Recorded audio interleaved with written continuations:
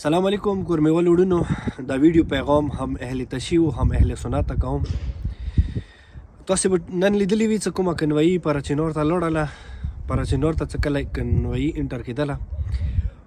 اهل سنت څه کومې مطلب الفاظونه استعمال کومې ویډیوانې شیر کړلې هغه به تاسو اورېدلی وي. ما ته د هغوی الفاظو ادا کوله.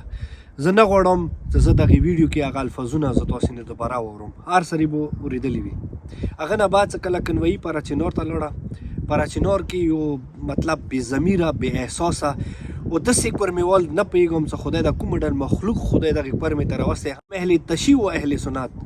څه نه مثال تاسې په چا درد پوهېږئ، نه چا په مشکلاتو پوهېږئ، نه تاسې سره انسانیت مینه شته دی، نه تاسې سره مثال د بل سړي په دک و تکلیف باندې پوهېږئ. اول تاسې له خپله سوچ وکړئ چې دا بګن والا چې کومې مثال تورسارې نن په کینټو کې ناستې دي، آیا تاسې ته دا احساس شته دی چې هغوی ته څومره درد دی، څومره تکلیف دی، څومره مشکلات دي؟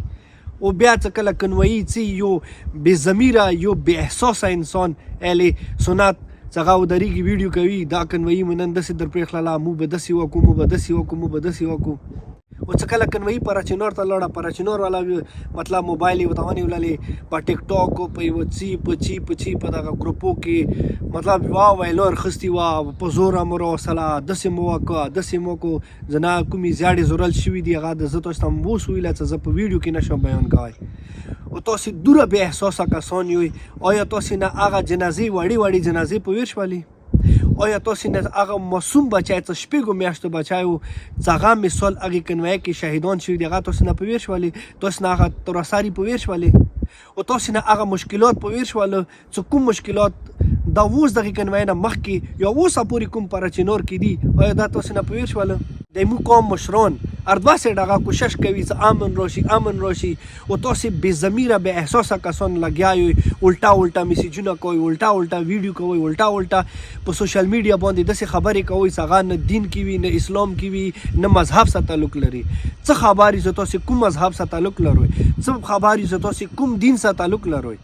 که تاسې وکیل څه مسلمان وای که نه پکار دی تاسې لږ کردار داسې ادا کړی وای چې خدای د نه عذاب نه وای نازل کړی. دا په هم اهل تشیع و په هم اهل سنت دا خدای طرف نه تاسې نه یو عذاب نازل شوی دی. اوس دا نه پوهېږئ دومره وړې جنازې د نه لاړې، ځوانان د نه لاړل، سپین ږیري د نه لاړل، ایون یې تاسې مسافران کومه ډل شهیدان شولو، کومه ډل قاتل یې وشولو، تاسې اوس دا غلطې خبرې کوئ، اوس نه پوهېږئ. او تاسو ته دا پاتې شته دی چې بهر ملک مسافران کوم اذیت سره کوم تکلیف سره زندګي تېروي. آیا تاسې د کس وئ چې هغه راشي ځنه داسې مسافران وو چې هغوی درې میاشتې دلته تېرې کړلې، دوباره غریبان واپس لاړلو، هغوی احساس هدسه نشته دی. هغه بیماران چې څوک اوسه پورې سپتال کې پراته دي هغه ریفر شوي دي، هغه اوسه پورې رغلي دي. او هغه کسان چې څوک دلته دي هغه رغلي دي په جازو کې راغلل، هغه واپس د اوسه پورې پراچینور ته لاړ دي چې تاسې داسې ویډیو شیر کوئ. لږ خدای نه حیا وکړئ، لږ رسول نه حیا وکړئ، لږ هغه رب نه حیا وکړئ چې کوم رب تاسې پیدا کړي وي. لږ انسانیت ځان کې پیدا کړئ، لږ چې ته غیرت ځان کې پیدا کړئ، لږ چې ته دین اسلام نه ځان خبر کړئ. امید لرم چې د قوم مشران و چې څومره د مو سکیورټي ادارې دي چې چا ویډیو شیر کړي د غلطه ویډیو هغوی سره داسې قانون کاروایي وکړي که نه چې آینده دپاره دغو شرپسندو وجې نه دغو بېغیرتو وجې نه د کور مې امن و امان خراب نشي.